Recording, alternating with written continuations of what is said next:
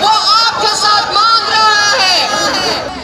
मैं आपसे पूछती हूँ, अगर आप चाहते हैं कि आपकी कमाई दुगनी हो तो फिर आप बिलावल के साथ दें।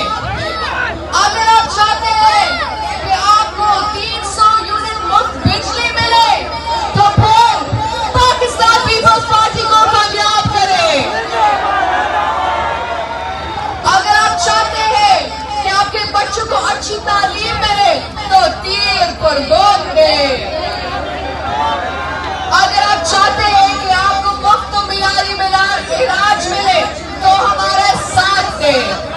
अगर आप चाहते हैं कि आप 30 लाख घर बने